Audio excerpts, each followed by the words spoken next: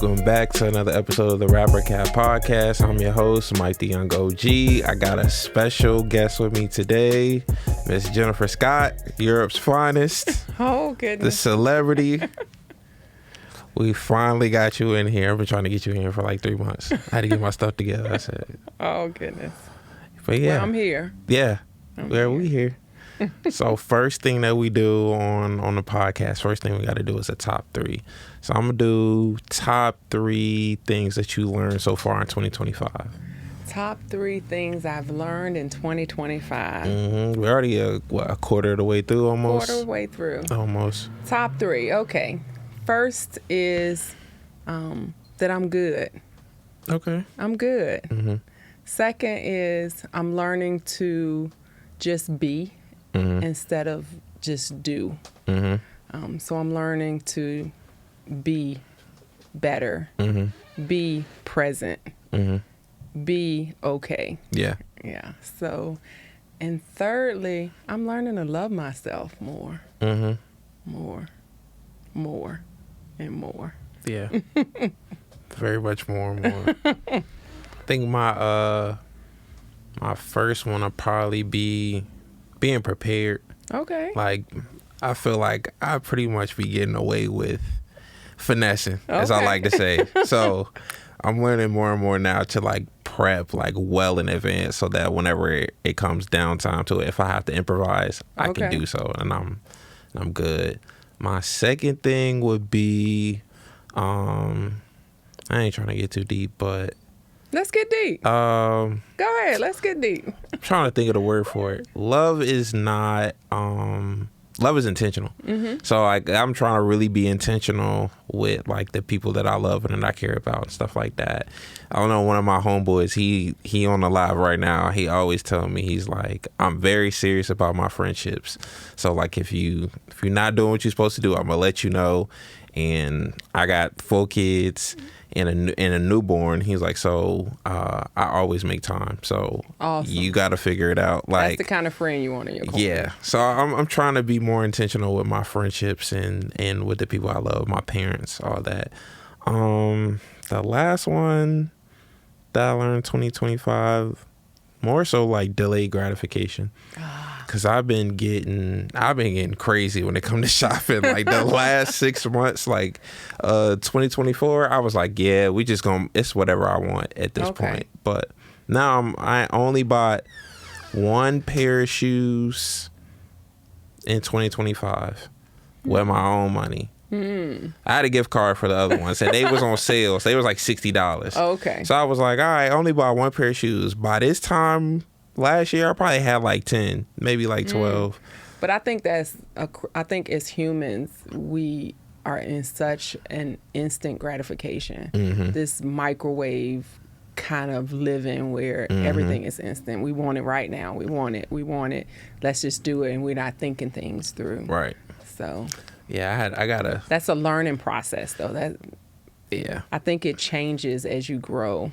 For sure. Yeah. And I'm trying to get out of the house this year. So I'm like, I need to go ahead and wrap this up so I can go ahead and usher my way out. So I'm like, I can, not go shopping for a little bit and not go out to eat every week for a little bit until it's time to. But you're doing good with that, though. I'm trying. Yeah, I'm trying.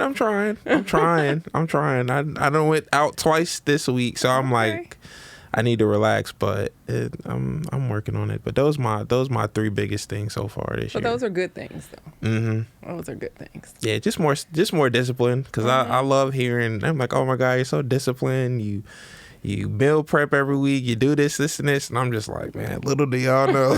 I'm like, you're disciplined with the gym. Yeah, you're disciplined with the. I'm like, it ain't as good as you think it is, but I appreciate it. But I'm gonna make sure that it levels out. So, well, you're doing a good job, I think.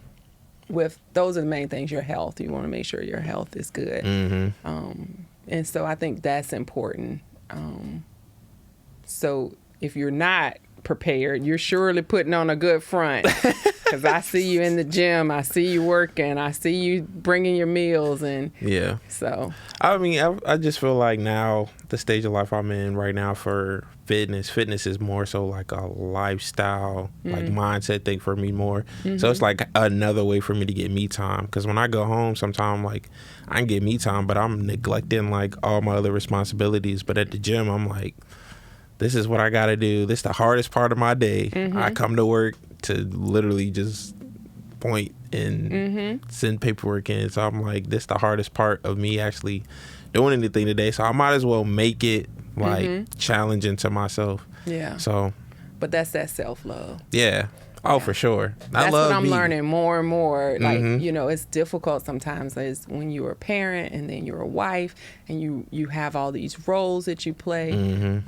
Especially for women and moms, we forget that self-love. So that's truly the transformational period that I'm in right now. Is like that self-love. It's about me and what I need to be okay.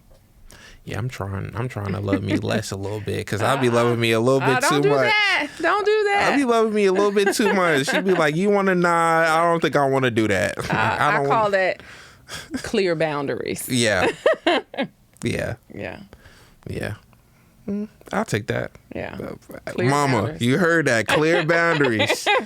Clear boundaries. Clear boundaries. But before we get into the conversation, I definitely got to get the audience some background information, because I say Europe's finest and people probably looking at me like I'm crazy.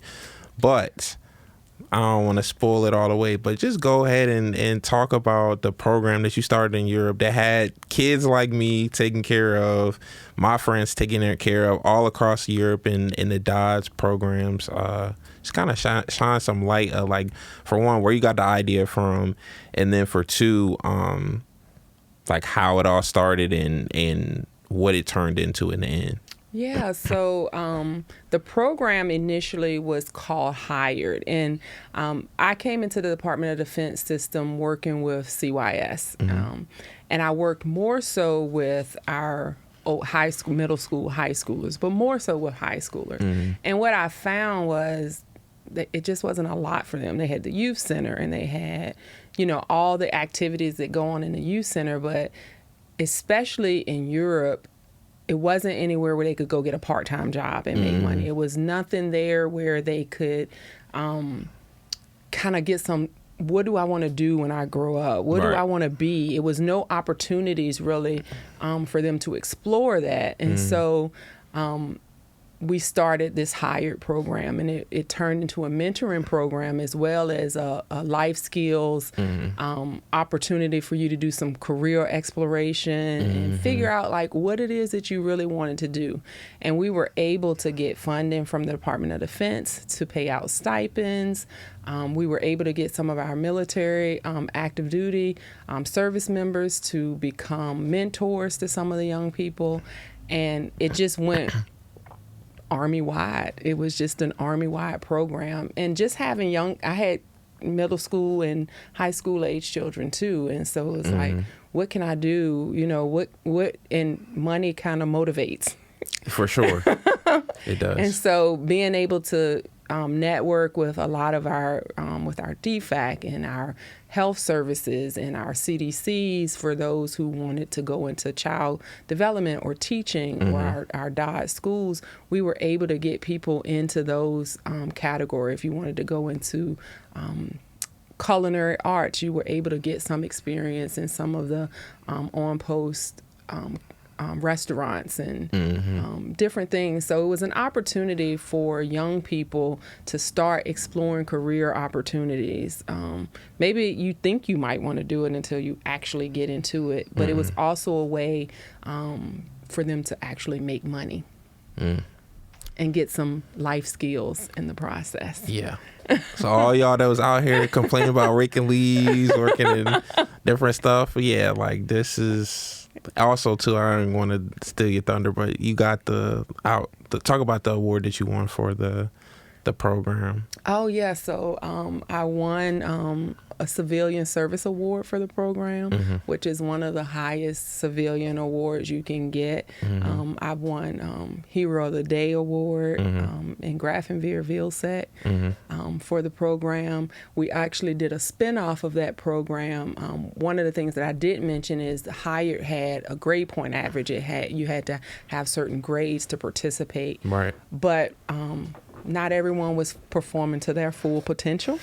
And so I would always get some of the students when I was in the high school to be like, Miss J, how can I get into this H.I.R.E program? How can I do this? How can I do this? And I'm like, what your grades looking like? And, oh, no, I'm not doing too good in this class. So we did a spinoff called Oops, Overcoming Obstacles, Pursuing Success. And that gave the kids that were underperforming an opportunity for one of the cycles to build their grades up. So what we were able to do was work with some teachers to be tutors. The school, Vilseck High School, was super helpful in identifying students that they felt was had the potential to participate and do. And so they gave us a list. We started off with 12 young men because it was for men at first. And they just performed and their grades increased. The next term, they were able to participate in H.I.R.E. They had one-on-one mentors. They came to all the workshops. I think the biggest award that I can say is when I see some of the young people as we traveled with the military that decided to join the military. Right. And have families and stop me in the commissary and be like, Miss J, you remember me? I did Oops, or I did H.I.R.E. And like, wow, and you're doing this now. Good job. What you doing? Oh, you just don't know. That was super helpful. I got my grades up. I was able to do this. So I think that's the biggest award. But of course, from the Department of Defense, receiving those awards, and we're definitely like, job well done. Right. Yeah. Mind you, it's like how many dive schools in overseas? Probably between Europe and it's probably way less now, but I want to say it was between 12 and 14 during that time. And H.I.R.E was actually in the States too. So a lot of the installations actually, we actually started working with it in the States. So I started at Fort Knox. Is where we actually kind of started, and just kind of it went from there.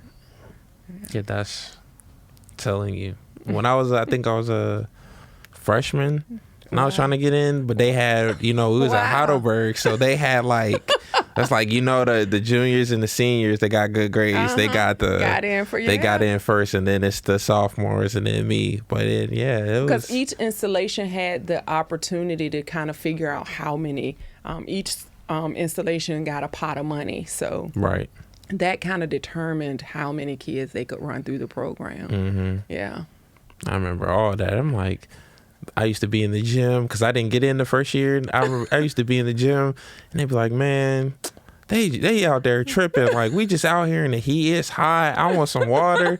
It's like, man, I'm probably gonna quit. I'm like, man, I'll go out there and stand in the heat all day for some free money. Y'all ain't really doing nothing. And it's crazy that like now we're coworkers, right? And to hear like, oh, this is someone that was actually impacted by that program. Yeah, awesome. Literally.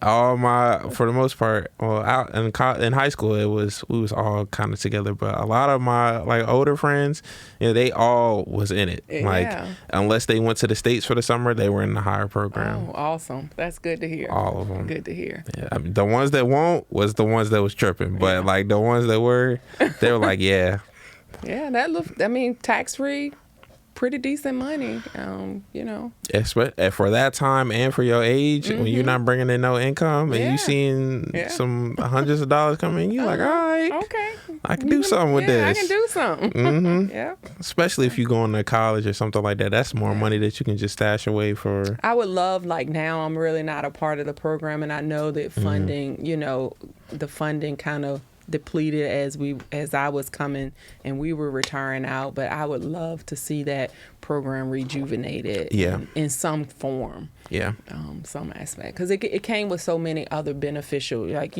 of course you got the stipend, the money, but we did like credit workshops and understanding credit and how to manage your money and how to interview and how to write a resume and how to complete an application. Like, it was so many other things that came with that. How to communicate effectively. So much came with that. It's just I'm curious just to see my homeboy. He just went and got stationed back in Germany at like the first base we were in Illisheim. Okay. So and that's like just a training facility. They didn't took the commissary away from there, all that. So it's like it's literally just for that. So everything is funneled into Katerbach. Okay. Now, so in that area, so. I'm just curious just to know, like, what do they got going on there? What do they have going on for the kids? Because they downgraded or downsized, I should say, the entire, like, military operations there. Like, there's no more, what started with Würzburg, there's no more Würzburg, there's no more Heidelberg, no more Mannheim. Like, everybody is just like, it's like where everybody's either going to Wiesbaden, K-Town, or I haven't even heard anybody go to Vilseck in a long time. But they're definitely downsizing. In Ramstein, I forgot. But yeah, they're downsizing over there. So it's kind of like the kids over there, they'll never have the experience that we had when we were over there. Absolutely. Because it was just a totally different environment, especially with that being introduced. I think that was definitely a game changer. Yeah. That's why when you told me, I said, you did what? I remember that. Yeah, and it's good to hear. Like I was just saying a couple of actually I was at Fort Gregg Adams, and I was in the commissary getting some things, and I saw a young man. He was just kind of looking, and then he didn't say anything, and then I went over to the PX to get some lunch, and I saw him there, and he was like, "Are you Miss J?" And I'm like, "Yeah." He was like, "You don't remember me, do you?" And I'm like, "No, I don't." I'm like, either with your kid, friends with my kids or something, or my children. And he was like, yeah, I was friends with them, but I did H.I.R.E. And I'm like, "You did?" And like he was like, "Yeah, I'm going to make staff sergeant now." And I'm like, "Wow." He was like, "I'm married. I got 2 kids." I'm like, "Oh my goodness." Yeah. Yeah. I'm like, wow. But yeah, they remember it. It was definitely impactful.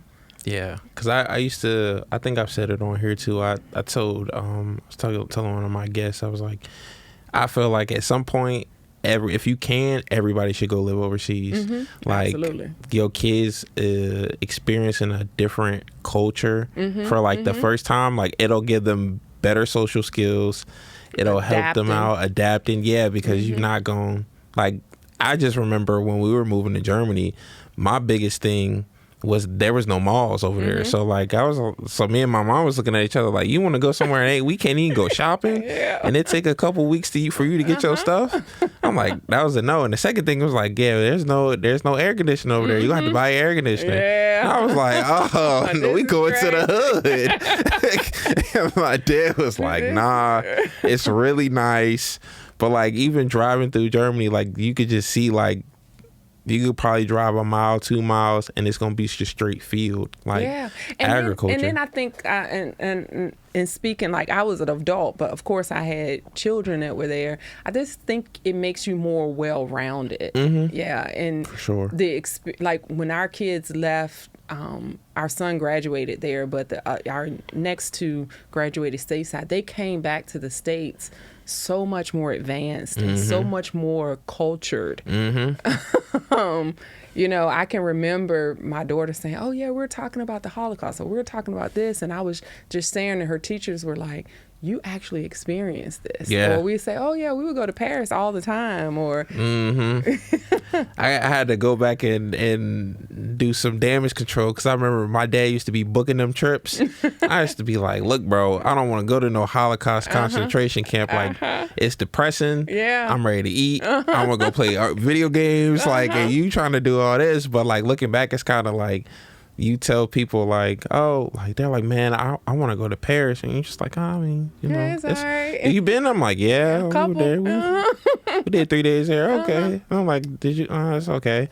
And I'm like, oh, where else you been? Oh, Austria. You start naming stuff, and they're just like, you went all them. Like, I mean, it is right next to each other, and you'll be surprised how many American kids don't know geography. Yeah. So they're like, England right. is right there. Yep. Oh, Spain is Yep. France. Yeah, all that. Italy is right under. Yeah. So, and that was the good thing too. Like the kids were exposed because they were in Dodd schools. So if you put, of course, before H.I.R.E or some of the other programs that come out, all you had was sports. Right. So you traveled to play with all the other Dodd. So that gave an opportunity too to just travel and see the world.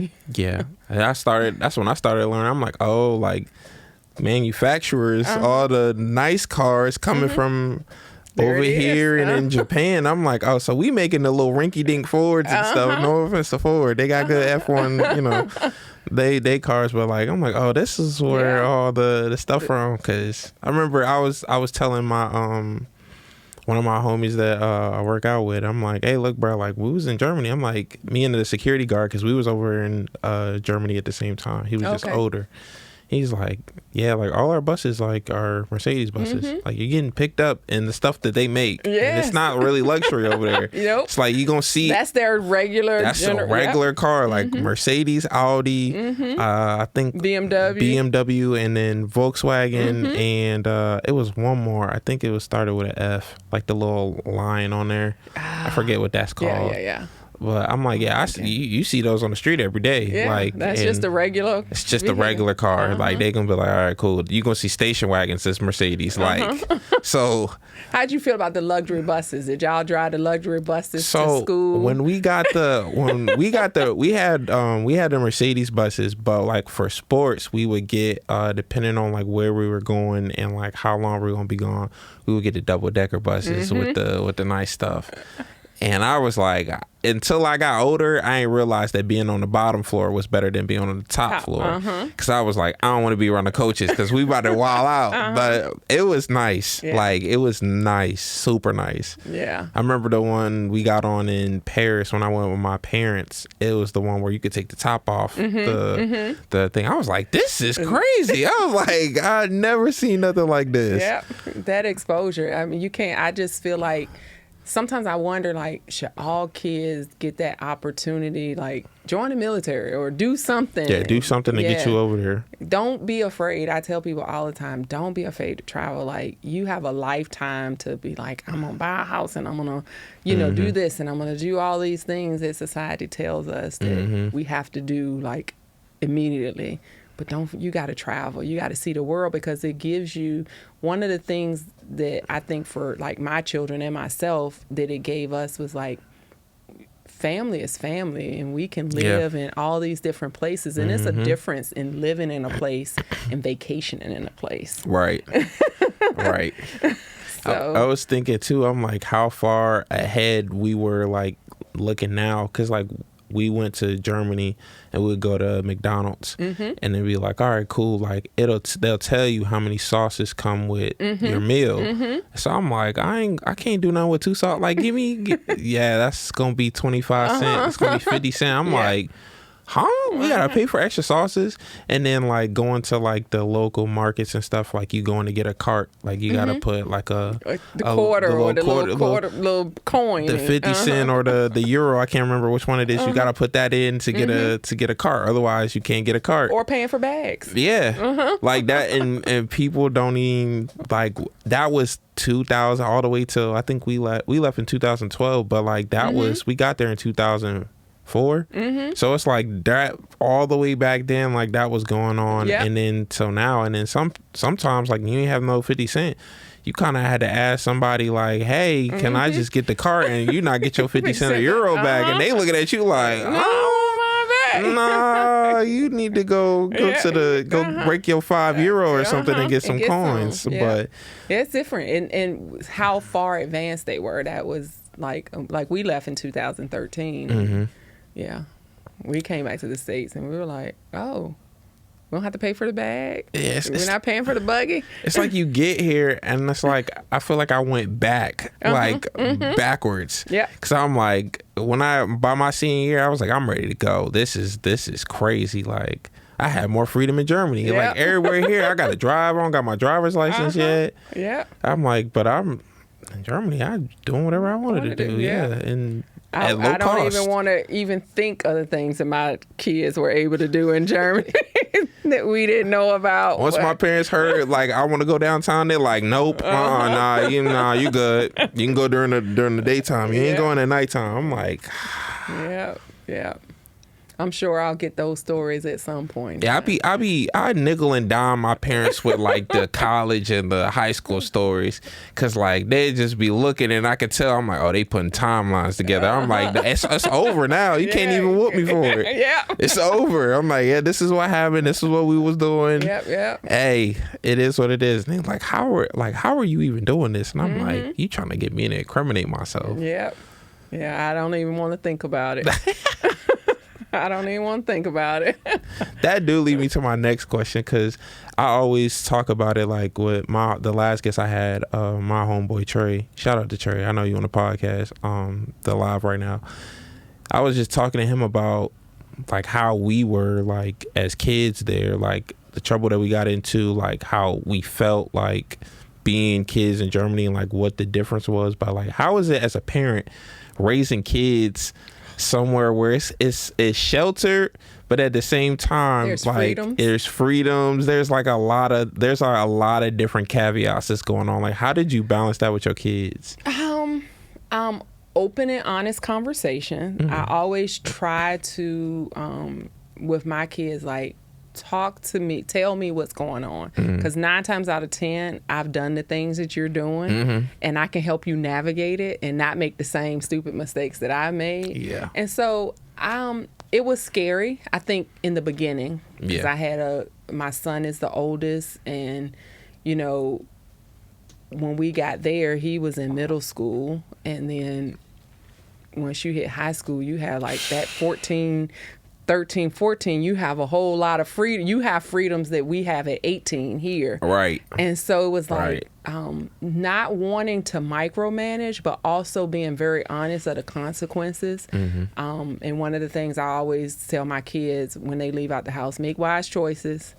And remember that your actions have consequences, and your consequences don't just affect you. They affect everybody around you. That sound like KK. Yeah, sound just like my mama. Yeah, so I think it was just constantly reiterating to them, make wise choices. I mean, they're kids. You're going to do things, and I get that. But make the best choices that you can make. Don't jeopardize our livelihood. Don't, it's not too many things that I'm going to, like, I'm never going to disown you. Right. Am I going to be disappointed in you? Absolutely. Yeah. But I'll never disown. And so just kind of ensuring them, like, just come talk to me and tell me. And I'm sure that I know that there are things that they did that they will never come for sure and tell me that they've done. But, I trust it and believe that we laid a good foundation for them.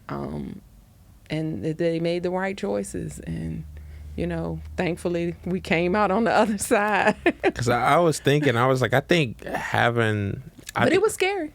Oh, I believe it. Because I know my parents, for the most part, like, they like to operate in, like, routines and systems. Like, especially because, like, on the flip side, like, my dad is, like, a 9-to-5 guy, like, with the military. Like, he good. When he was there, like, 9-to-5, and then whatever else comes out there. My mom's at ACS, so her 9-to-5 ain't no 9-to-5. Shout out to ACS. Yeah. It's like, oh, I got to be to work early today, so you riding on base with me today, and then you're going to walk to school, and, like, you need to be ready around this time to come before I come get you and all that other stuff. But it's I know for us, like, whenever we were over there in Heidelberg, more like everything was like a system. Like, especially since I got in when I was in sports.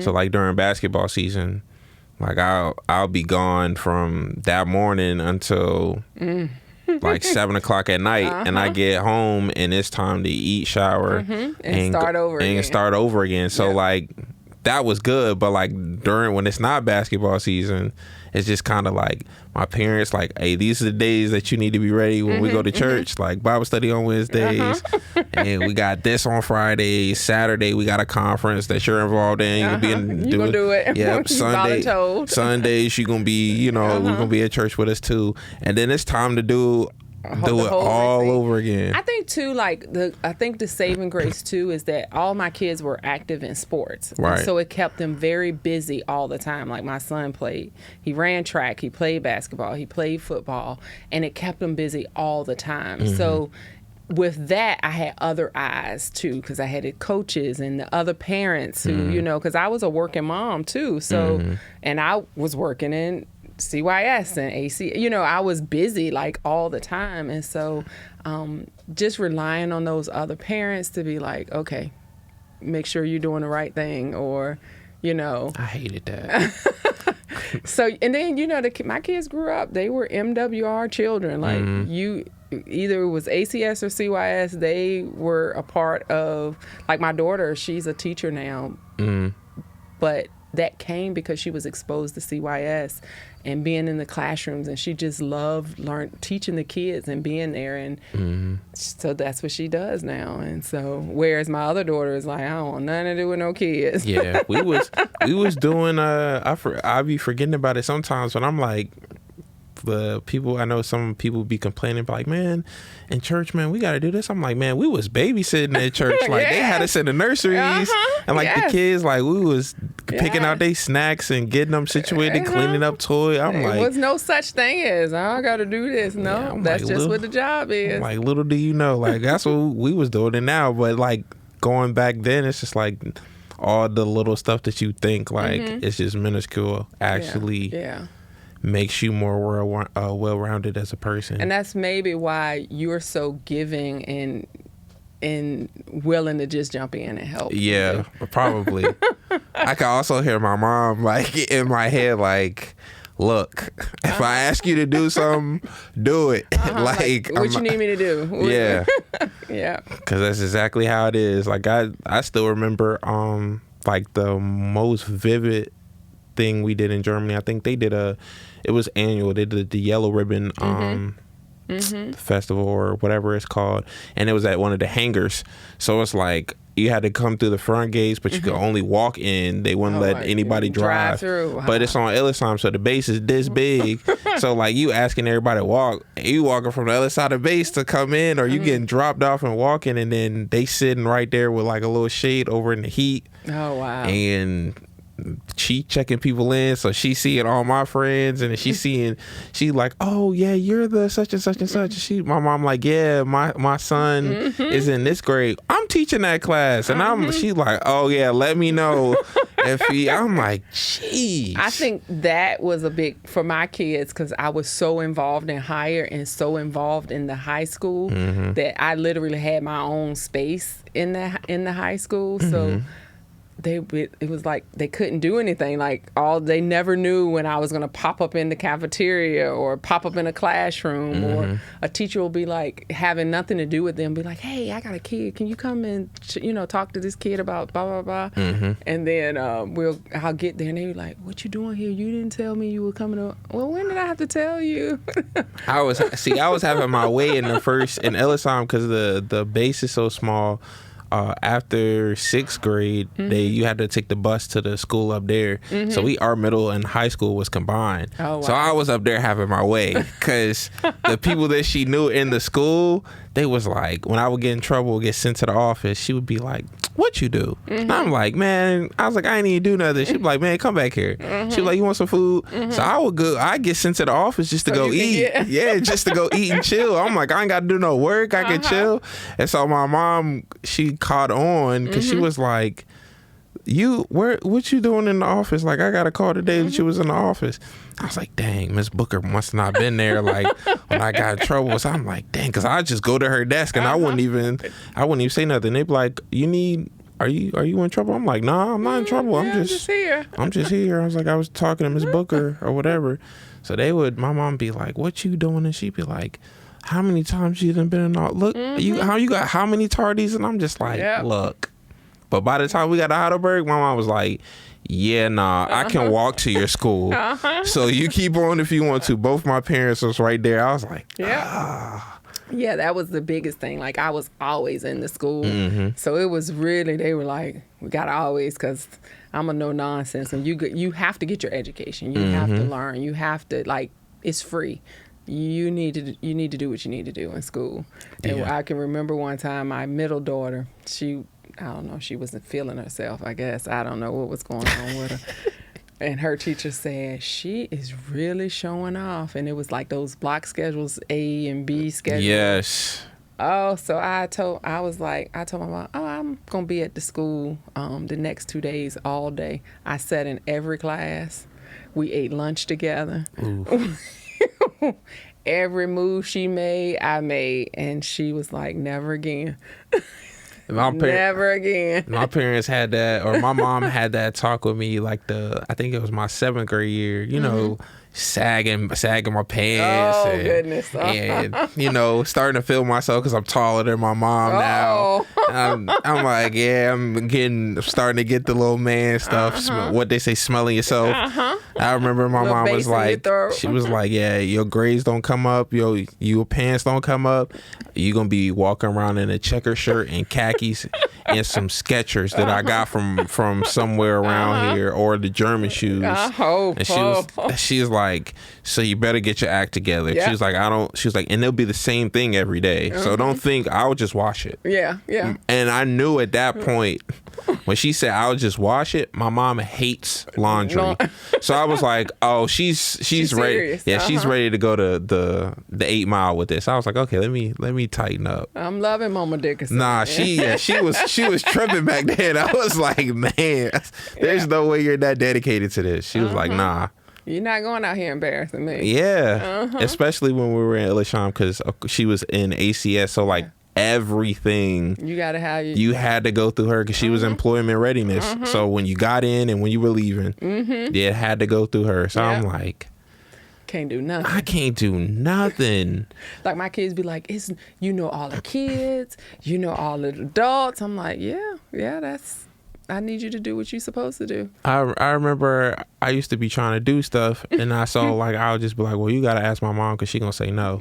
Like, because I already knew like my mom not trying to stay on. Like when my dad was gone, she not trying to come leave and come get me, because my dad'd be like, yeah, I'll let him hang out. Like I'll come get him. Be ready by 10:30. Like go see the early movie, because I'm not gonna coming back out. I'm not coming back out. My mom, nah. You better better figure it out. You better figure it out. But I'm leaving at this time, and when I leave, you leaving. So I'm like, all right. So when that happened, and my mom, I told this one girl, I said, hey, you gotta ask my mom if I can go to the movies. Man, she got the email from her mom that had checked them in, emailed her work. Oh, goodness. And she was like, can Michael Dickerson come to the movie? My mom called me, so she said, boy, have you lost your mind?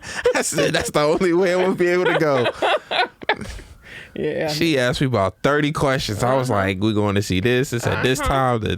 She was like, gotta have all in. My kids are like, you asked too many questions. So my husband is the one. When they really want a yes, like immediately, they go into him. Oh yeah, my dad was my guy when we moved. I'm like, I said he stopped getting deployed. I said, oh, I'm gonna be good. But my mom, she like, you gonna be right. I'm asking all the questions. They be like, yeah, no, forget it. They won't even do it because they know it's too much information. I used to ask my mom to go on, like, just drop me off on base, and like she'd be like, well, what you gonna do? Like, I'm like, you can take me at 9:00 in the morning. I'm just gonna stay here all day. You can figure out when you gonna come get me, or whatever. And she was like, no, that's too much downtime. I'm not doing. No, that's too much stuff going on. My dad, he was like, okay, I can take you. I got something to do in the morning on base. You can come with me doing that from 11 to 9:00. Bye. Like, that's fine. He was like, you got money? Yeah. How much money you need? You need to eat? That would be my husband. He was like, if you spend it all on candy, do not ask me for any money for you to go get pizza. Okay, cool. Yeah. That's him. But me, I'm asking all the questions. I need all the details. They be like, you like the FBI. Yeah. I used to be like, Ma, like, come on. You know, I go here every day. So, you know. Who gonna be there? Who you think might be there? Yeah. I don't want you to know. My mom used to tell me that all the time. You got permission to go in 2 people's houses. If I catch you in anybody else's house, I'm like, 2 people. I'm like, what if we all chilling? I don't know their parents. I don't know how they raised. I'm like, nah, she the gossiper on the pace. I don't want you in her house. You gonna hear something you ain't supposed to hear. I'm like, What? Yeah. I'm like, we gonna be in the room. I don't care. If I catch you in the house, when I call you, That's it. luckily there wasn't no FaceTime back then. Otherwise, she would have been FaceTiming me like, "Get where you at?" I would have had to run outside real quick and be like, "Hey, ma, where you at?" But we used to do. They had the prepaid phones. You know, the prepaid phones. You had to put minutes on your phone. Put some minutes on them phones. You could go to the shop and get one of them things. I was checking, like, I'm putting the minutes. You don't get to put no minutes on your phone. I get to put the minutes on the phone. Yeah, my mom gave me, before I got my own, my mom gave me her phone. She said, when I call it, that mean I'm on the way. Put your book bag on and be outside ready for. I'm like, bruh. I'm not gonna be tooting and if I got to get out the car and come look for you, man, you can forget it. They had to renovate our youth center when we were in Ellisheim, and they put us in a school on the first floor. I remember, Mom, I used to be checking like at the door. Look, I'm like, oh, she not outside. Not outside. I would do that for 10 minutes. I'm like, oh, she late. I would not do it for 5.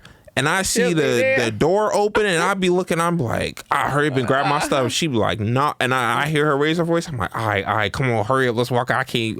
They can't be hearing you yell at me like this. You finna get crazy in here. I used to. The director for the youth center when I was at. We were out of Germany. We were at Fort Bliss, and so they were like, hey, can you cover the youth center until we get somebody hired or whatever. I'm like, yeah, of course. I know the kids, it's no big thing. When I got home and I was like, hey, I'm going to, be at the youth center. I'll be able to, no, why?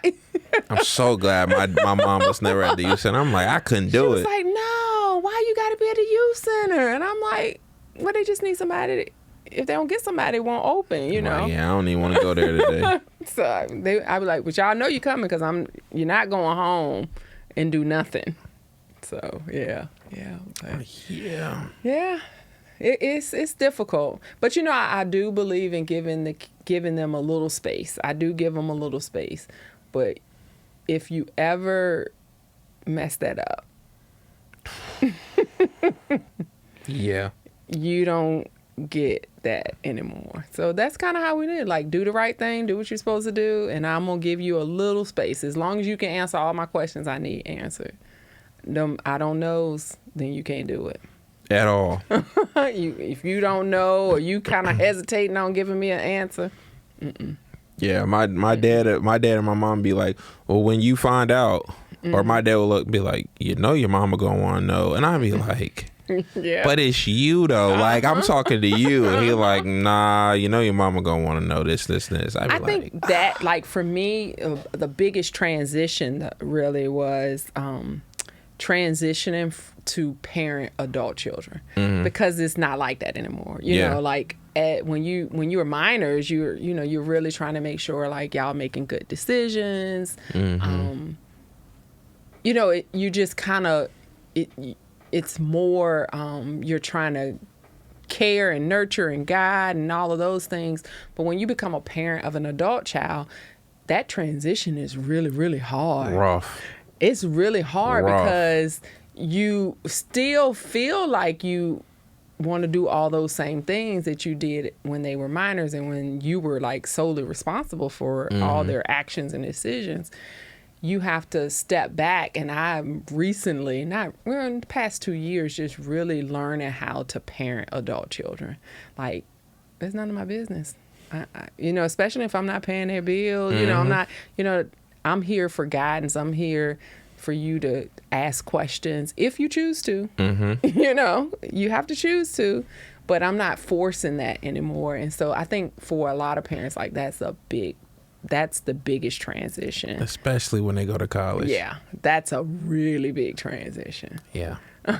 Because even in college, it's like, I'm still paying your bills. I'm paying your tuition. So you feel like you still need to answer to me, and then they graduate, and I have 3, and, my oldest is 30, and he now, I think, understands it a little more, where I think they get to a period where they're like, I don't have to answer to you. Now they always calling me, yeah, I'm great. I'm doing this. I'm going here. I'm doing that. I'm like, oh, okay. Well, thanks for letting me know. But I think that's the transition. A lot of parents, there's that hiccup of where you sometimes find that tension in that parent-child relationship is during that transitional stage of, I'm a parent, but I'm a parent of adult children now.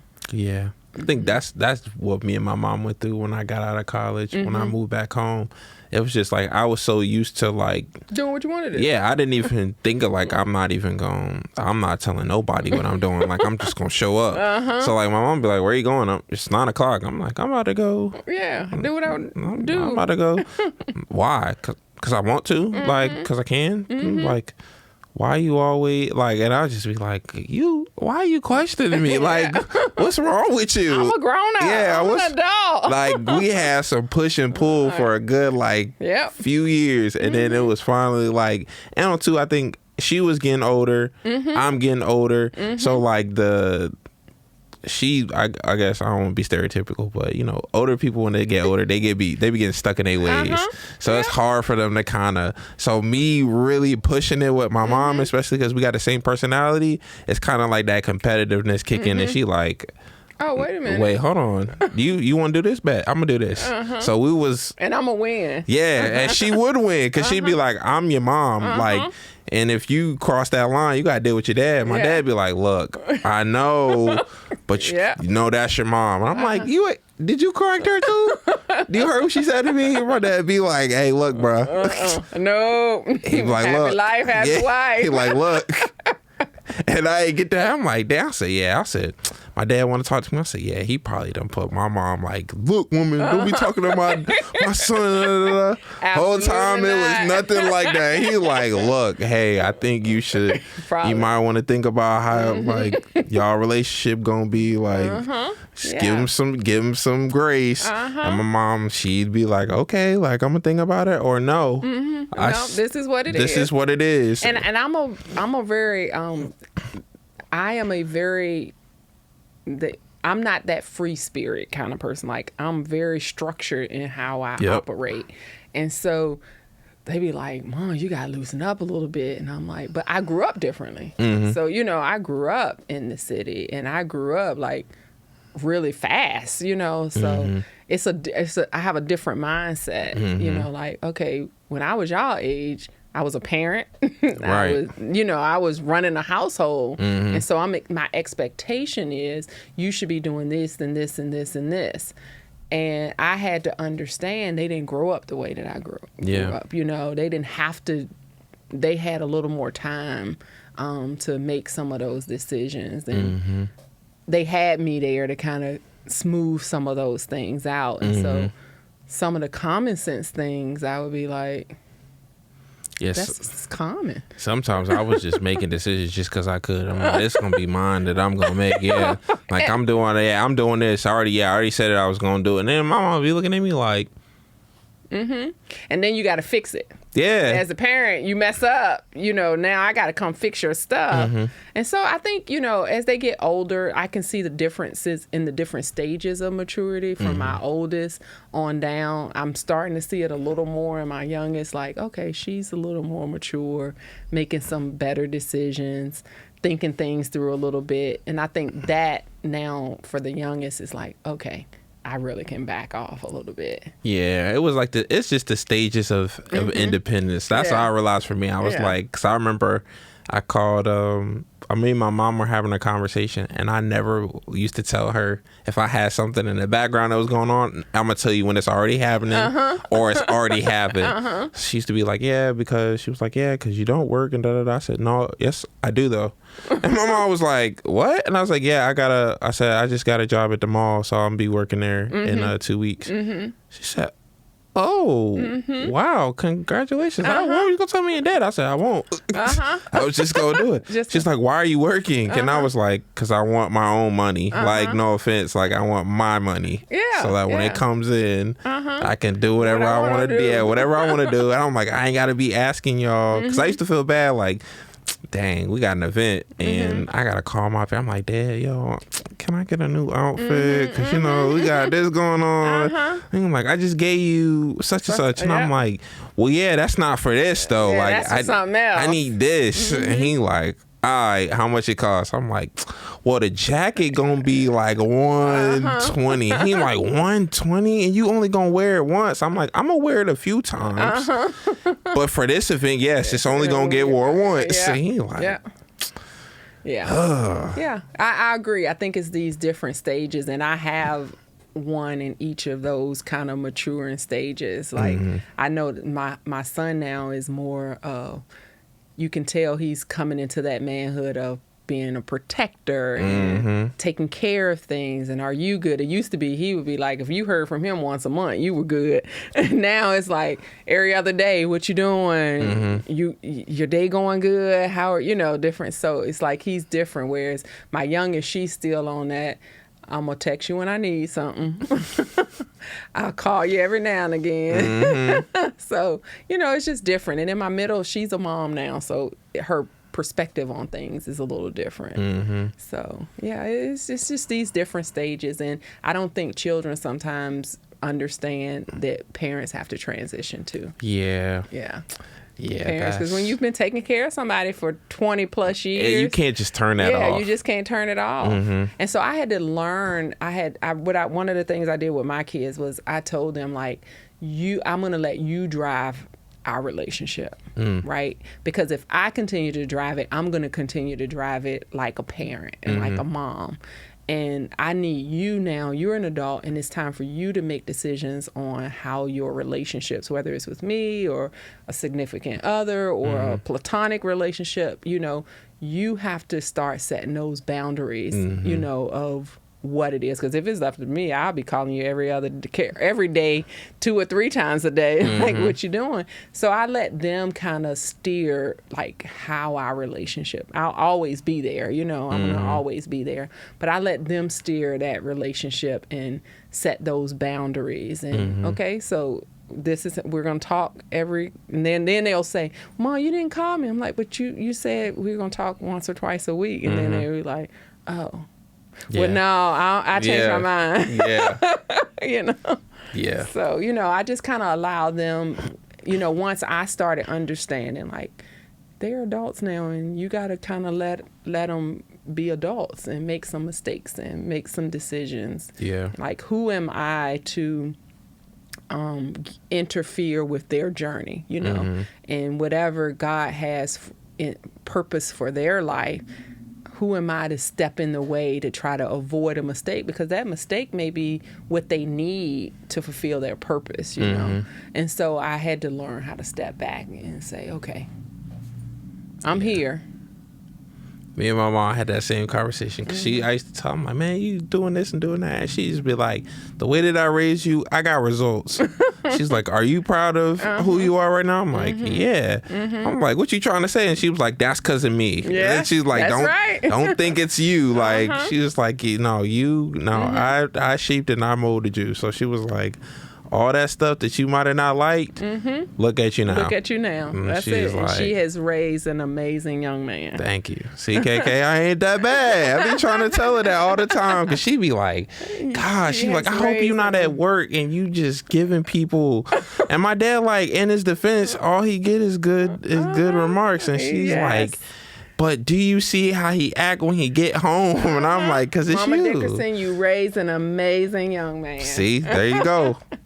Amazing young man. See, but on the flip side of that, on the other end, how was it being married over there in Germany? Because I know it was totally different. Because I remember my mom and my dad, like, when my mom was just there and my dad was gone, like, fitting him back in was such a, like, tug and pull. It takes a special relationship to withstand a military marriage. My husband deployed a lot when we were there. So while we were there for a little over, right at 6 years, he was probably there 3. You know? And so oftentimes I would refer to being a single parent, like, a lot, because he was gone a lot. If he wasn't deployed, he was training or preparing for deployment. And understanding that, like, okay, this is what he does, and it's up to me to keep the house together. The hardest thing is that transition back, right? Because Yes. I've operated as a single. My husband says it now. You're so independent. Well, just like you say, you can't turn off your military. You can't turn that off and on. I can't turn what I have to do when you're not here off and on. So I am dependent. So if it means I got to take the trash out, if it means I got to go cut the grass, if it means, I got to take the cars to get oil change, like I have to do those things because I'm operating independently of you. Not that I don't need you, but I learned how to operate that way. And so we had some bumpy roads, like retransitioning back in and trying to be in a different country for one. Right. And then having to navigate, I work full time.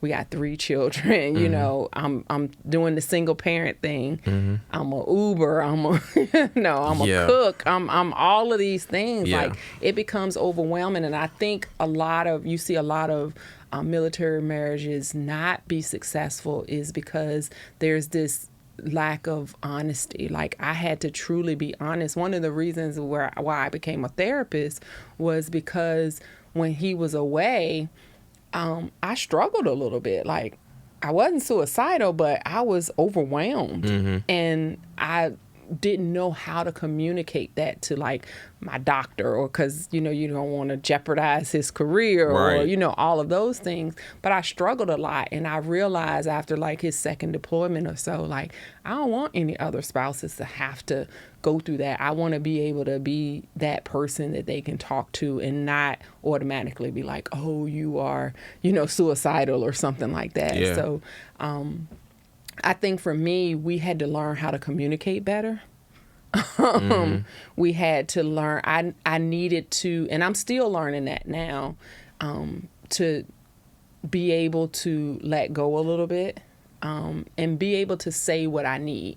A lot of times there is this anticipation or this assumption that you know what I need and I know what you need.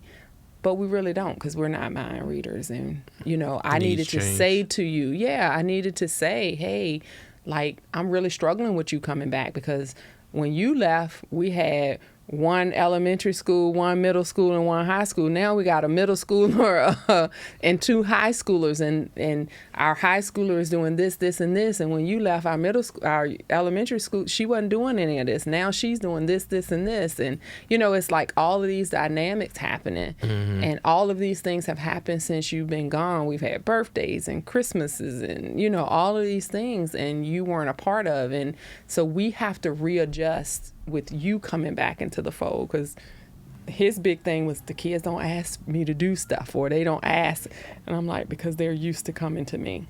And he'll be like, well, I'm here now, and I'm like, yeah, but they've been coming to me. And back then they were deploying for 18 months, and it wasn't these 9 and 10 month deployment. 18 months. And so it was like they've been doing this for this long period of time, and not to mention all the preparation that went into when you were out in the field training and all those things. So it's longer than that they've been having to come to me to get permission and to ask for stuff and to do this and do that. So I think both of us really communicating and saying, like, this is how I'm feeling. Like, I do feel like a single parent. Or for him kind of adjusting to like, oh, well, they're not going to ask me, so I'm going to just chill and you handle everything, So, it's definitely a transition. But I think the key for us, what we had to learn how to do is truly communicate, honestly communicate. That's what my dad used to say. I remember that. He was like, man, he's like, I'm here now. So like if he want to go here, like he need to come out. And my mom be like, I mean, it don't work like that. Yeah, he used to come to me like, so him saying go ask your dad, and I'm like, I mean, like, why you can't just say? Yeah, why you just can't say like he finna leave in 2 weeks. Like, bro, he here on R&R. Like, and we talking about asking permission to do stuff. I'm like, this is crazy. I was like, hey, bro, just now that I'm older, I'm like, she like, hey, look, bro, just do what you got to do, because I'm on the other side of this. Yes. And I don't want to hear it no more. Yes. So yeah, it is. It's hard,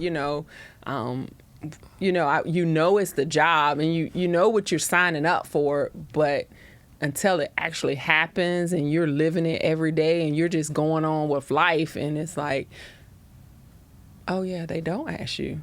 And then it takes extra work for me to say, oh, go ask your dad, or what did your dad say? Mm-hmm. And it would be the system around the house is broken. Because I remember on the weekends, like I know my mom gonna sleep till like 10, 11 o'clock. She gonna be knocked. So I'm like, bet. I wake up, I go downstairs, get my breakfast, go in my room and playing video games. She gonna stop by, knock on her door. Good morning, you good? You got your systems and your routine. And we pretty much we not really trying to do nothing on Saturday. She don't want to take me nowhere. She don't really want to go nowhere. Unless we going like grocery shopping, but even then, it would be something small. But yeah, we chilling. Like I'm gonna be with her. But like on Saturday, it would just be this rip and run when he get there, or he'd be like, "Oh, I want to go do this," and I'm looking like, "Well, no, we don't do that. We ain't doing Saturday that. Chill day." Yeah, if it's not basketball season or soccer, we not doing none of that on Saturday. Yeah. So when I just remember that, I'm just like, oh, you gotta go back. I miss you, but you gotta go back over there. Like it was really hard. Like my kids are like, why is he tripping like this? Like what's going on? So yeah, it was a lot of tension there. And even now, I'm so used to just doing stuff. Like you remember a couple of weeks ago when I was talking about he got in his feelings because I was taking the trash out, and I'm like, well, why is it such a big deal? I'm here, and what do you mean? And I'm like, my wife taking the trash out. And I'm like, well, why are you upset? Like, it needed to go out. And, so I think sometimes you have to I'm like, okay, I get it. You won't take the trash out. That's fine. You can take the trash out. It would because it would be those little things. Like, I know my mom would be like, you need to be ready and enough time to go start the car so the car can warm up and the stuff can defrost. I'd be looking like, what? Like, all right, I gotta get up and go do this. So, all right, cool. And she would tell me we leaving at a certain time so that I could have it done on time. So I remember it was one morning. By then I was a little bit older. It was either like maybe early middle school or late elementary school. And my dad came back and he's like, all right, I'm gonna go warm. Like I already warmed the car up. So he looking like, wait a minute. He's like, what's too early? I'm like, nah, mom likes the car piping hot when she get in because she be cold. And he's like, oh, well, I'm going to go. I'm like, I already did it. And it's like, I could tell, like, he just looking like, okay, nah, you ain't doing the way that it's supposed to be done. I'm like, all right, here we go.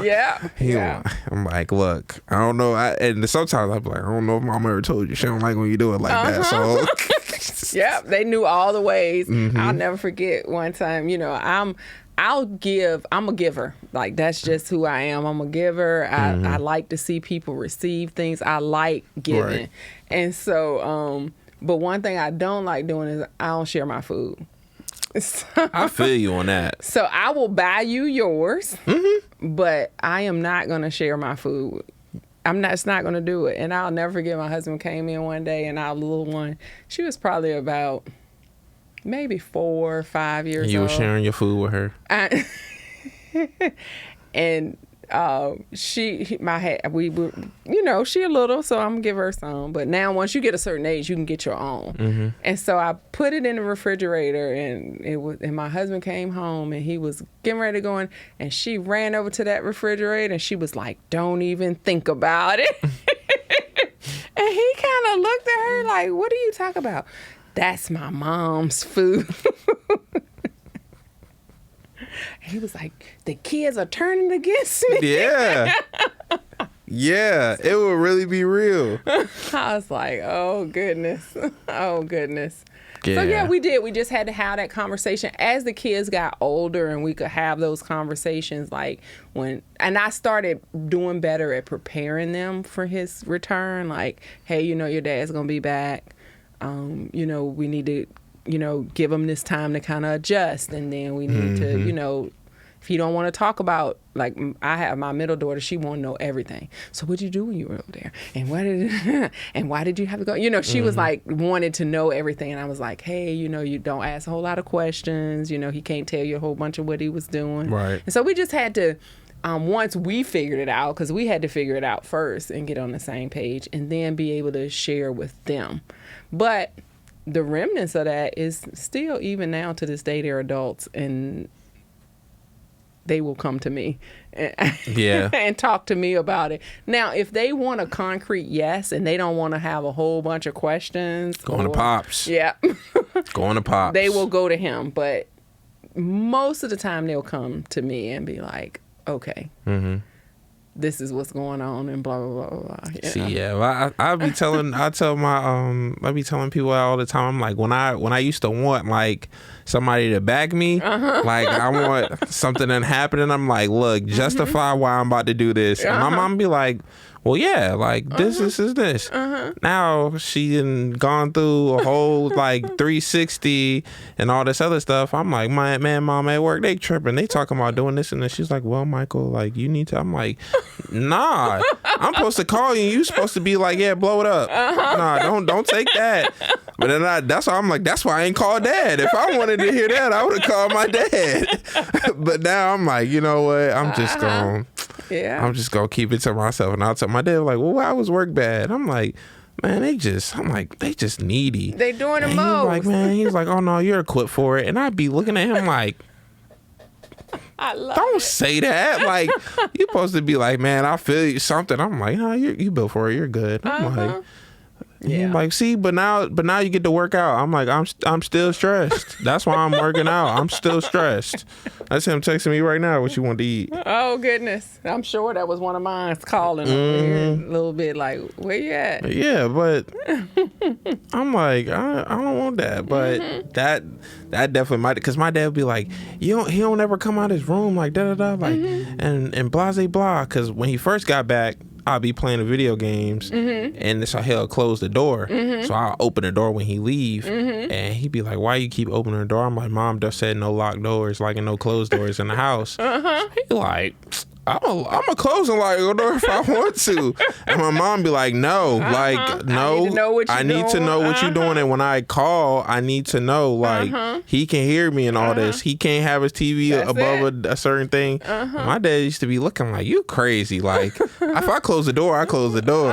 It would be like them little things like that where he'd be like, he don't want to come down here and watch a movie. And she'd be like, no. I'm like, we've been on go all week. Like he ain't been home. Yeah, we in the bed. I'm like, this is our day. Like we don't do nothing. One of the things we used to do when we lived in Colorado, our house in Colorado, we had this loft upstairs, but that was where we watched movies at. But it was a big loft, and so we were all, and so the girls and I, because my son was he was in school, and so we would have sleepovers. So we would all come out and we would make our little pallets on the floor. On the couch, everybody had it. And so my husband, when he started coming home, we were like, we're gonna do a sleepover. And he was like, who house you going over? What are you talking about? And we were like, no, we're gonna do a sleepover. And he was like, oh, and we would go out and do our little thing, and he'd be like, what are y'all doing? Well, we'll binge watch some shows and, have all our snacks. And he was like, what are y'all doing? And it was like, oh, this is our sleepover. We all sleep out here in the loft. And he was like, can I participate in it? And we're like, maybe. Like, I don't know. Like, where your spot gonna be? Yeah, like whose spot you finna see? You're not finna take my spot. Yeah. And we got rules. Like, yeah. So yeah, it was definitely, it's a transition, but I think the communication, it was definitely hard in Europe because all three of the kids were super busy with sports and just doing everything. And then he wasn't there half of the time that we were living in Europe. Right. And so when he came home, it was fun. And I'm like, I need a break. But I also think, too, sometimes I felt myself becoming a little frustrated and bitter. Like, you get to go and leave and have a vacation from the kids. Yeah, literally. Literally. And I'm like, I'm still doing this rat race every day. So... we just had to communicate. And I had to tell him that, like, I feel some kind of way that you get to leave and not be a part of our family other than the highlights, you know? Yeah, or when you had to go to that, I don't know what building it was called, the building where you could video call them, and you would sit in the room or whatever, and they would be like, you got 15 minutes or 20 minutes or whatever. Yep. To do that, I'd be like, man, I don't even want, my mom would be like, you want to go? I'm like, I don't even want to go. Like, yeah. Yeah. Mm-mm. Yeah, so it's, you know, you just have to communicate. It was hard. We had some rough patches, Yeah. you know, and, you know, but you have to be dedicated to each other too. Like you have to have that commitment to your relationship. Yeah. Yeah. Like, I think now too often and too fast, we just give up and be like, this too hard. Yeah, it's too hard. Yeah. I don't want to do it. It's too much it. compromise. You know? Yeah. So I think that's the difference. Like, we are committed to the relationship. Yeah. That's good. Last question. What was the biggest adjustment you think y'all had to make moving to the States, like as a family from Europe? Because I think that's the other hard transition. The biggest transition was we learned in Europe it was safer. And so we had to guard up a little more. Right. Also, that was when we were transitioning from Europe, that was the first fracture of our family because our son went off to college. Right. You know, and so it was a lot of adjustment there. It was a lot of adjustment of just how we operated, like our systems and how, like you say, like the structure of things that we did, where they had a little more freedom in Germany because what you gonna do? You're gonna be on the installation most of the time. Yeah. You know? And so I think it was the safety and security. We had to kind of relearn that, like, no, you can't just go to the mall. Yeah. You know? I'm not gonna just drop you off so I'm you not can hang just, care all day. Yeah. I don't think we can, you know. So I think that transition, the transition to in Europe for where we were, I don't know if where you all were, Sundays was that chill day, like you couldn't do things, nothing was open. Yeah. You know, and so I think the only thing that was open was like maybe like the bowling alley. Yeah, they had like special times. Yeah, it was like crazy. Nothing happened. You couldn't cut your grass. You couldn't do certain things. And for us, we got used to that quietness and Sunday being that kind of downtime and wasn't a whole lot going on. And coming back to the States, like everything was happening. Still going on. Everything was still happening. And so you kind of got in the habit, like, of not doing stuff on Sundays. Yeah.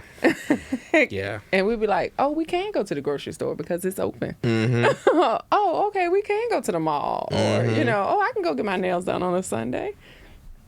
So, that readjustment. And we came back, the weather, that was a big adjustment. Yeah. We came back, we left Germany, we had coats and jackets and big sweats. coats. Yeah. And it was June. And and we got to El Paso and it was 100 degrees at 8 o'clock at night. Yeah. In June. So it was very different, those type of adjustments. The food was an adjustment. Yeah. The food was an adjustment. Yeah, it was just, it was a lot because we had lived there for so long. Yeah, I think the biggest one for me too was for like walking distance. Because I'll walk anywhere in Germany. I'm like, I'll grab my bike and be like, I'm going to the gas station down the street. Like, but here it's just like you can't walk nowhere. Like not even on base. I'm like, you walk on Fort Greg Adams like that if you want to. You can be walking for a little bit, and they not even considered a big base. Yeah. So it's like, okay, like. What can I do? Like everything is ma account or dad. Can I do this? Can I do that? I'm like, or can you take me? Or can you take me? Yeah, like you couldn't even because we only lived on base briefly. We moved off base because it was taking too long to get into the housing. And that was another thing. I'm like. I was looking like, me and my mom was like, you, like, we ain't never had to do this. Like, you supposed to do this and they supposed to move.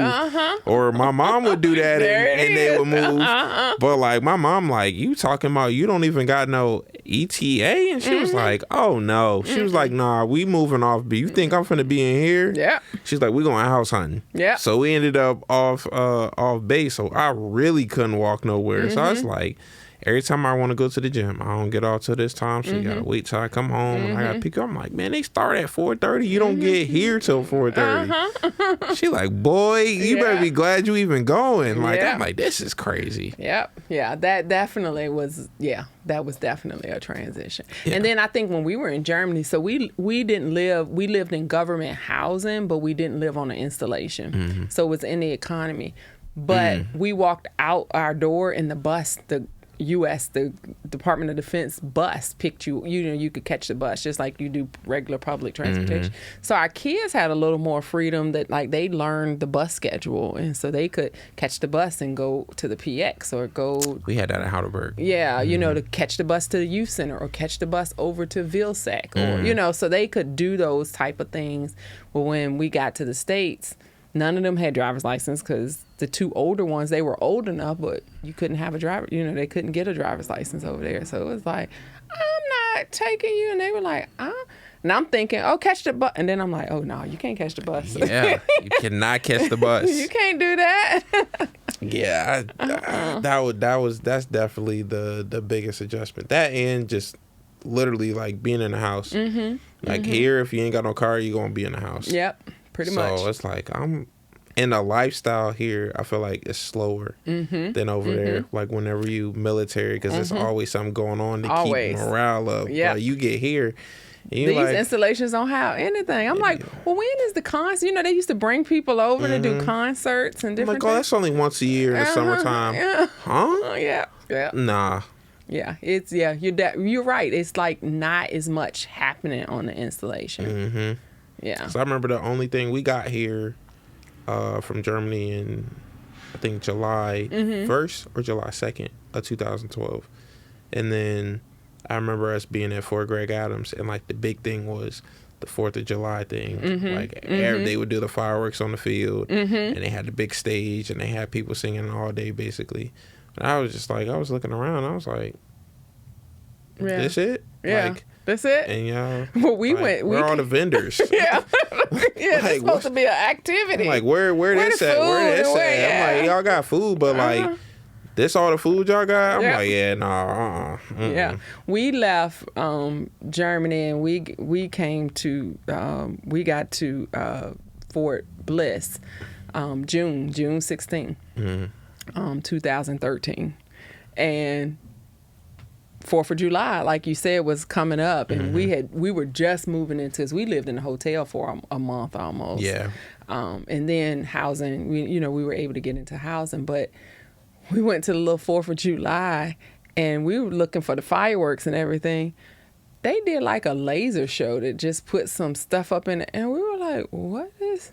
We waiting for the fireworks, and they were like, "Oh yeah, we don't do fireworks because it's desert, it's dry, and so stuff will catch on fire." So they just did a laser show. Nah. We were like, "What is this?" Nah. Yeah, so that was a little disappointing. But I will say with Fort Bliss, they have a mall on the installation with like regular stores. But they have the PX too. But they had like Foot Locker and a few of the other little stores. That's good, yeah. And so it was more of like a little mall. Of course, you had your food court and your PX, but they had like a Foot Locker and another little clothing store. I think it was Forever 21 and some other store they had, a couple little stores. And so that was, you had, and then they would do Friday night concerts in the little open area of the mall. And so that was really nice. So they did have that to look forward to, but not a whole lot of events happening. Dang, yeah.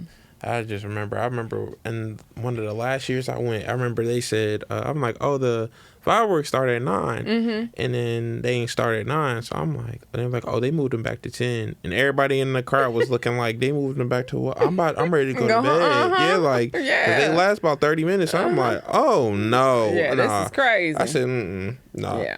Yeah. Because the staff didn't even know they started at 10. I said, oh, yeah, won't catch me here again. Yeah. But yeah, I don't know if it's because there's so many things outside the gates maybe to do. Yeah. That, I don't know. But that is it. It just they don't have as much going on. Yeah. On the installation. Germany was just fun. It was fun. It was just fun. It was fun. It was definitely fun. People always often like, where's the best place you lived, or Germany? I will go back now. Right now. My husband and I, we laugh. We like, we hit that lottery. We we moving to Germany. Bye. That's what I told my mom. I already told her. I said, how would you feel if I took a job over there? She was like, look, it'll be tough. But she was like, yeah, if you go over there for 2-3 years, like, I wouldn't be mad at it. I said, bet. She was like, just make sure you got somewhere big enough so that when we come stay, we're accommodated. Okay, cool. Bet. Yeah, I definitely would go back to Germany. Yeah, I would definitely go back to Germany. Yeah. So I always do a last, like a little closing question. So I got a 2-part question. Okay. So I'm going to leave the last one. I'm gonna ask this one first. This closing question is, I'm debating. Dang, well, you already answered it, low-key. You already said you would go back to Germany. But in 3 years, where would you like to be in life, like across the board, not just like... I think in 3 years, I'm looking to be, if not retired, close to retiring. Living on a beach somewhere or close to the water. I don't have to live on the beach, but close to the water or in the mountains. But I want a more serene type of living. Nature. Yeah. More nature field. And just not a lot happening in life. Like kind of going with life as it comes. That explains Wilmington. Yeah, that explains Wilmington then, yeah. Yeah. I think I just want to wake up and be like, okay, what is it for today? You know? And living in those moments. Like, that's really what I think where I want to work myself up to be as I'm doing more self-exploration and transitioning into the older me now. I want to get to that place where I'm living in the moment and appreciating and learning to be present in the moment. That's how I want to live out my last few years, or 40, 50 more years. Yeah. I was about to say last few years. I see you ready to go somewhere? No. You ready to go somewhere? The second half of my life, okay. I should say. I got you. You know, I just want to just be. You know, I think I spent the first half of my life constantly doing, you know, either from going to college to being married to having it was just a constant doing. And I think I'm at that stage, like you said, I'm learning this year to just be a little more like, oh, those clothes been sitting there for a while, but okay. How important is that? Right. Yeah. Right. My last question I stole from another podcast. Okay. From All the Smoke, but I'm going to tweak it. Okay. So, because I feel like people just be, whenever you start asking people, who you want to see next on the podcast, they're like, man, you got to get such and such and such and such. And I'm like, do such and such even know how to talk? But if you had to pick somebody, a successor to follow you and our conversation on the podcast, who would you pick? But it got to be somebody that you can get on the podcast. That I can get on the podcast. Who would I like to hear from? That's a good one. Yeah. That I could actually get. You can't say our boss. No. Can't say our boss. Well, she wouldn't do it. She wouldn't. No. I could coax her. No, she wouldn't do it. She would. Oh, she might do it for you, though. It would be all audio, but she would do it. I would like to see...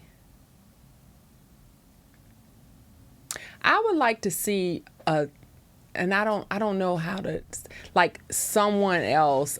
I like to see young men talk about, especially young men that are coming into their manhood, like starting to explore like being married or like their perception of now but I don't know who would do that, but I would like to see another like young man your size, your age, and having real discussions about marriage and the future and what you see the future to be. I like to hear that from young men because we hear from young women all the time about all the things, but I think we don't hear enough from young men about how they feel about like growing up. what they're looking. But I don't know, because I don't know a whole lot of young men your age. Yeah, almost. I feel like now I'm the baby of the group. I'm like the last one. They like, hey, come on, bro. Yeah. Either you gotta have a kid or you gotta get married. I'm like, well, you can't have a kid before marriage. And I'm like, yeah, I ain't trying to do that. I'm like, supposed to be the marriage for it. I'm like, all right. Yeah, so I just want to hear. I want to hear that perspective, because I'm always interested in young men's perspective. Maybe because I am a woman, so I kind of talk to women all the time and hear their plights, but I want to hear young men's plight on marriage and finance and raising families and spirituality and all of those things. But I don't really know young men that age, so it'll be. I guess I can answer that question because I have to bring someone on, but I would just like to hear like a peer of yours have that conversation. Yeah, I gotta do some digging. Yeah. I gotta do some digging. I know somebody probably like bring me back. Like, nah, not yet. I need somebody new. Yeah. The other person I would talk about is, but her mouth is. I'll bring her on here. I just be like, hey, look. Her mouth and what she may say. I might let 3 go. The rest of them, we gonna have to. We gonna have to get you a little jar right here where you can just throw the $1 in there every time you say something. I want to see Mama Dickerson on here with you. Yeah, I do That's too. That's who I want to see on That's here the with one me. I gotta convince, because she can be like, nah, I don't. Now, as I'm thinking now, my mind is going, I think I want to see Mama Dickerson. I'm very intrigued by your relationship. I'm a relationship person, right? And so I'm all about relationships. And I'm just so intrigued on your relationship, because it's very similar to, and it's like, is it a mother-son kind of thing when they get older? But it's like a best friend type of thing too. Like, I think about some of the conversation. I'm like, that's my son I'm talking to. Wait a minute. My mom called me the other day. She said, man, I just had to call you because I just need somebody to talk to before I go to work, because I'm not feeling it. I'm like, dang, I said, me and my mom the same person. Yeah. So I think, okay, aside from that, I need Mama Dickerson on here. Yeah, I'm gonna have to tell her when I get home. Like, hey, the people asking for you. Yeah. She be like, child, nah, come on. Yeah, I'm gonna need Mama Dickerson on here. Yeah, we gonna see what we can do this year with her. Yeah. Yeah. Oh yeah, it's gonna be fun. That would be a fun one. It's gonna be fun. Yeah. It's gonna be fun. Yeah. But again, I'm super proud of you. Thank you. I'm so very proud of you. Thank you.